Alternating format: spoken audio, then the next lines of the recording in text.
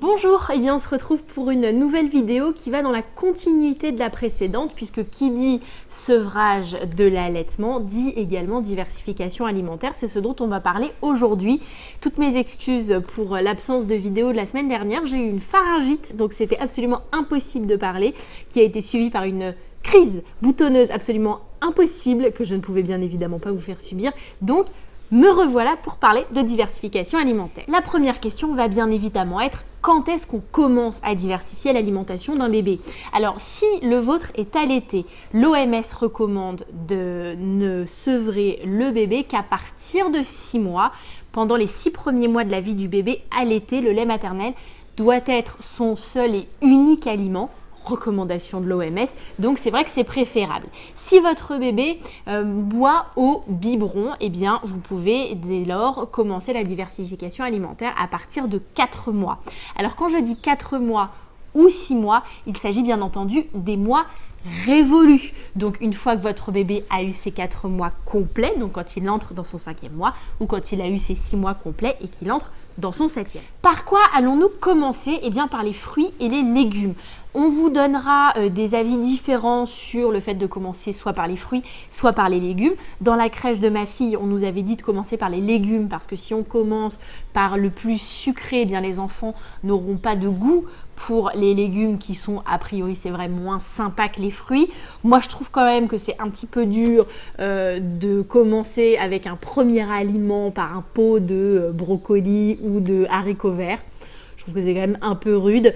Donc moi pour ma fille, j'avais commencé par des légumes un peu sucrés, donc de la carotte, de la patate douce, du giromon, c'est l'équivalent du potiron, parce que ce sont des légumes, c'est sûr, mais qui ont quand même un petit goût agréable et sympa. On est quand même là pour s'habituer et s'éduquer au goût. On ne va pas commencer direct par les rutabagas. Ces légumes et ces fruits, comment est-ce qu'on va les préparer? Eh bien, extrêmement simplement, cuit à l'eau ou à la vapeur et réduit en purée très très fine. Au début, on va initier l'enfant au goût des choses. Donc, on va commencer par lui proposer une cuillère. S'il la mange volontiers, vous pouvez lui en donner une deuxième. Mais en tout cas, il ne faut pas forcer ni espérer que l'enfant, dès ses premiers repas, mange des petits pots entiers. Ce qui, ne s'applique évidemment pas à ma fille qui est un genre d'ogre glouton. Elle a le premier petit pot, elle l'a mangé en entier et à partir de là, elle a fait, à partir de 6 mois, elle a fait des repas complets petit à petit. On a commencé par le repas du midi, puis le repas du soir, puis le goûter. À chaque fois, elle mangeait ses trucs en entier, mais ce n'est pas un exemple. Ces purées et ces compotes, on va les préparer sans aucun additif, c'est-à-dire qu'on ne va rajouter ni beurre, ni crème, ni huile, ni sucre, ni miel, rien du tout. Au début, il faut vraiment que l'enfant s'habitue au goût des choses et que son estomac s'habitue à manger autre chose que du lait. Donc, on va y aller extrêmement soft. Au début, il est même préférable de ne pas mélanger les aliments entre eux, c'est-à-dire que si vous faites un petit pot de potiron, c'est que du potiron. Une fois que l'enfant sera habitué à avoir goûté un large panel de fruits et de légumes différents, vous pourrez commencer à les mélanger et à faire des préparations. Pourquoi on fait comme ça? Parce que ça permet à l'enfant de bien identifier le goût de chaque chose et de bien reconnaître chaque aliment dans sa saveur, mais ça vous permet aussi à vous, parents, d'identifier d'éventuelles allergies parce que c'est possible, c'est aussi le moment où on va se rendre compte qu'un enfant est allergique à tel ou tel aliment. Donc les données individuellement permet aussi d'identifier ça. Vous avez également la possibilité de préparer des soupes ou des purées extrêmement fluides que vous pourrez mélanger dans les biberons si par exemple votre enfant a pour l'instant du mal avec la cuillère ou l'alimentation solide. On peut y aller aussi très progressivement.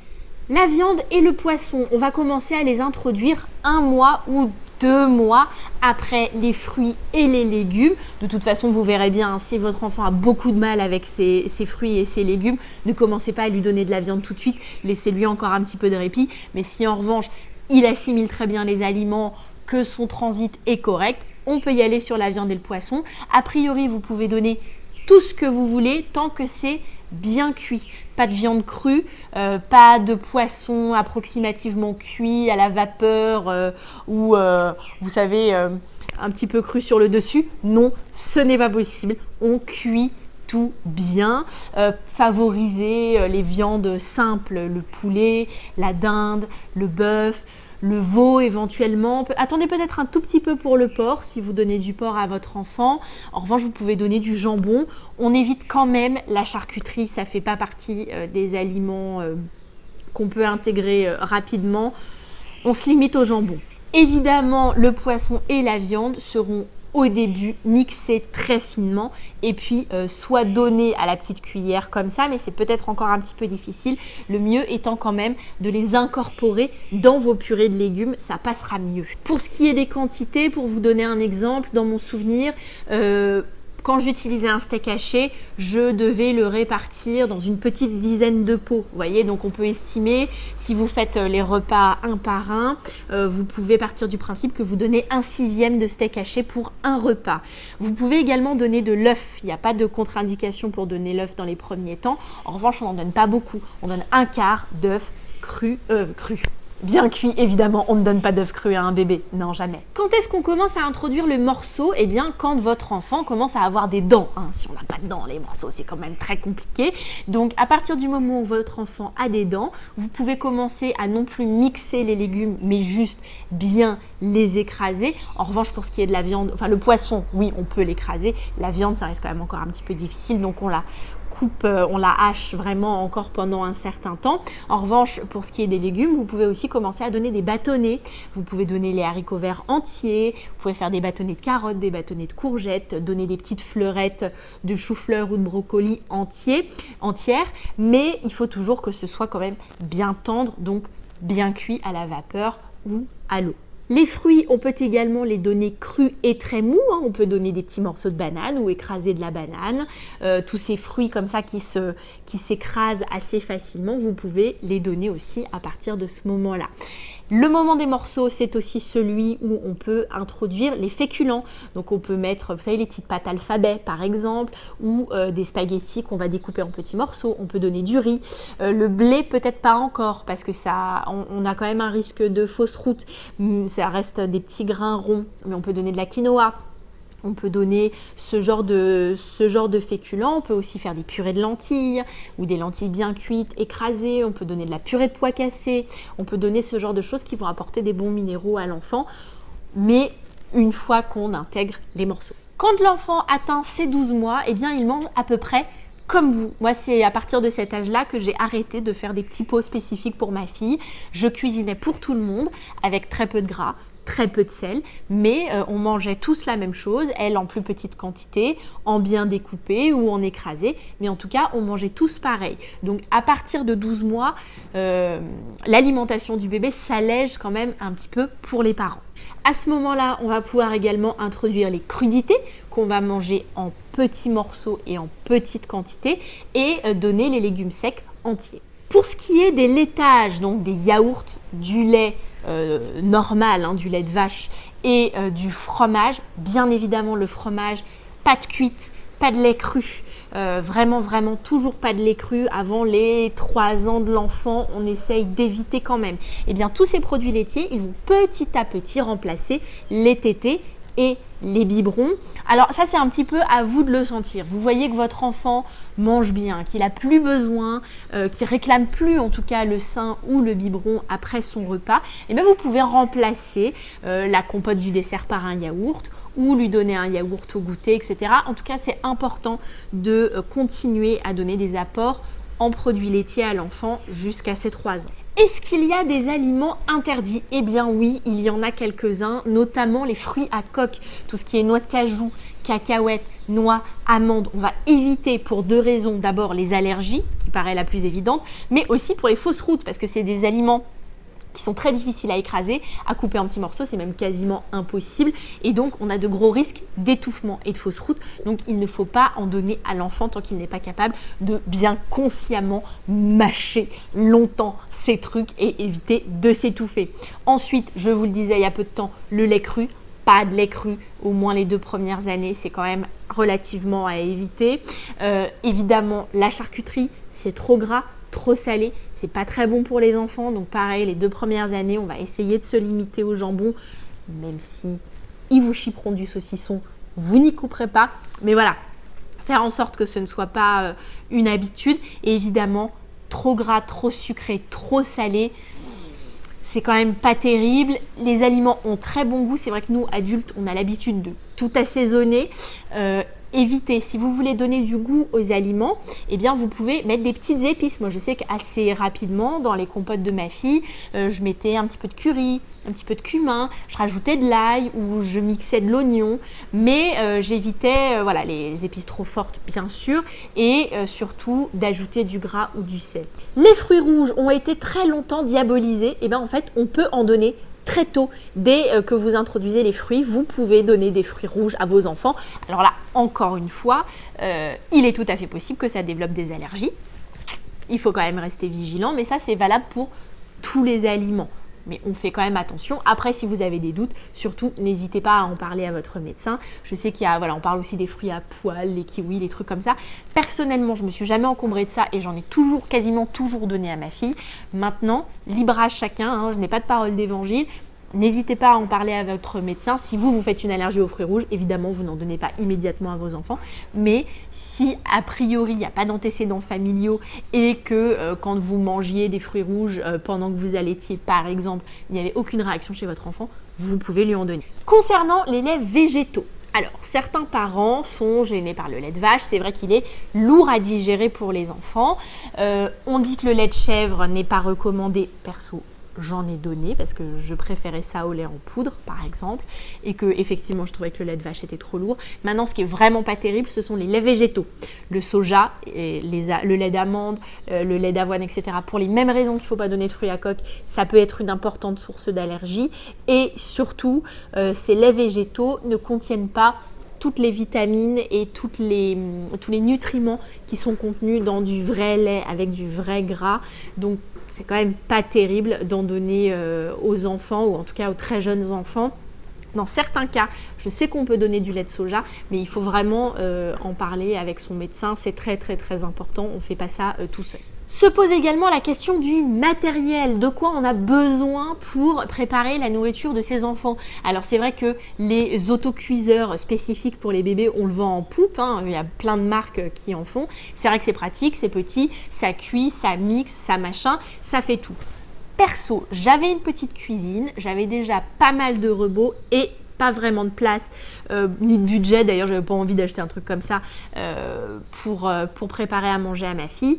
Honnêtement, si vous avez un cuiseur vapeur ou une cocotte minute et un mixeur, que ce soit un mixeur à soupe, un mixeur plongeant ou un mixeur rotatif, vous pouvez très bien préparer les aliments de votre bébé sans aucune difficulté. Moi, j'ai tout fait au cuiseur vapeur, j'avais mes 2 étages, je faisais cuire le poisson, la viande, je faisais tout cuire à la vapeur, d'ailleurs c'était plus simple. Les fruits aussi, je les faisais cuire à la vapeur et après je mixais tout et je mettais ça dans des petits pots que je congelais. Je faisais ça à l'avance en général une fois par semaine. J'achetais tous mes produits frais et elle a mangé bio pendant un temps absolument dingue. Je vous laisse pas imaginer le budget, mais c'était pour le bien de mon enfant et sa découverte des aliments délicieux et savoureux que nous offre la terre.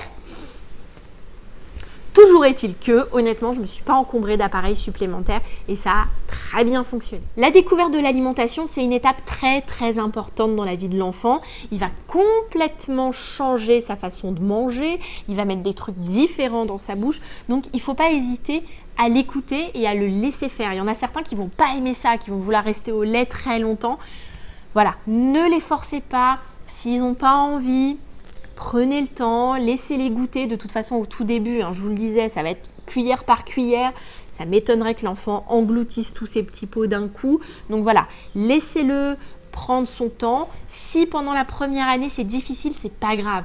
Le lait peut rester la première année l'aliment principal. C'est même plutôt bien d'ailleurs. Donc ne vous stressez pas là-dessus. Et puis si vous sentez que votre enfant, ça l'intéresse pas trop et tout, mettez-le à table avec vous, vous l'asseyez dans sa chaise haute, vous lui donnez un jouet et puis il participe au repas ou alors vous le prenez sur vos genoux puis vous le laissez taper dans votre assiette. Peut-être que voilà, manger un petit morceau de légumes, tétouiller un petit peu de viande, ça va l'amuser, ça va lui plaire et ça va lui apprendre le goût. C'est vraiment une initiation au goût. Dans les premiers temps, ne vous stressez pas si votre enfant ne mange pas aussi bien que votre petite nièce ou que la petite voisine. Voilà. Laissez-lui le temps, il va apprendre les saveurs, il va apprendre à manger doucement. C'est à vous de l'aider, de l'accompagner, de lui proposer des choses différentes. À mon sens, vraiment à mon sens, c'est ce qui est important, c'est d'initier l'enfant à la gourmandise et au plaisir de manger. Donc préparez-lui des aliments sympas, il faut que ce soit cool. Je veux dire, si vous lui faites des petits pots avec du chou, du brocoli et des choux de Bruxelles en permanence, forcément personne n'a envie de manger ça, personne. Essayez de lui faire goûter des choses agréables. Moi je sais que je m'amusais, je faisais mes trucs d'alchimiste, je lui faisais des petits pots, qu'est-ce que je faisais? Je faisais petits pois, miel, je mettais un petit peu de chèvre, je mettais du jambon, enfin je mélangeais des goûts pour que ce soit savoureux, que moi j'ai envie d'en manger, et je me dis que si moi j'en avais envie, et ben elle en aurait envie aussi. N'hésitez pas à lui faire découvrir des choses, à découvrir des choses ensemble, à mettre les doigts, le laisser manger avec les doigts, sentir, goûter, vraiment voilà, que ce soit un plaisir, que ce soit agréable, donnez-lui le goût des bonnes choses, des bons aliments, faites-lui goûter des bons produits. C'est comme ça que ça fait des enfants gourmands et des enfants qui aiment manger. Alors évidemment, quand ils vont grandir, ils vont aimer les fast-food comme les autres, ils vont aimer les frites et les nuggets, oui, évidemment. Mais ils vont aussi apprécier. Moi, je vois ma fille, elle adore les fruits, elle mange très bien les fruits. En ce moment, elle est dans une phase, elle a 2 ans et demi, elle veut plus de yaourt industriel. Non, oui, parce que ça, j'ai fait les yaourts aussi à un moment, bien sûr, j'aime souffrir. Elle, ce qu'elle veut, c'est du fromage blanc avec de la confiture. Et ben, j'achète de la bonne confiture avec du sucre roux. Je choisis des fromages blancs. Voilà, on essaie de se faire plaisir parce que manger, c'est aussi un plaisir et c'est ça qu'il faut leur apprendre. Voilà. Donc pour moi, la diversification alimentaire, c'est ça. Faites-le comme vous le sentez. Écoutez votre bébé. Écoutez-vous. Moi, je crois que effectivement, il faut suivre un peu ce qui est marqué dans les livres, mais qu'il n'y a pas que ça. Il faut aussi s'écouter soi, il faut aussi goûter des choses et faire un peu comme on a envie. Et c'est pas parce qu'on dit qu'un aliment est ultra interdit et qu'on peut mourir si on en mange que on peut pas essayer de goûter un peu. Bon, voilà. Écoutez-vous, écoutez votre bébé et faites-vous plaisir, mangez ensemble, passez des bons moments autour de la table et autour d'une belle et bonne assiette et normalement tout devrait se faire tout seul.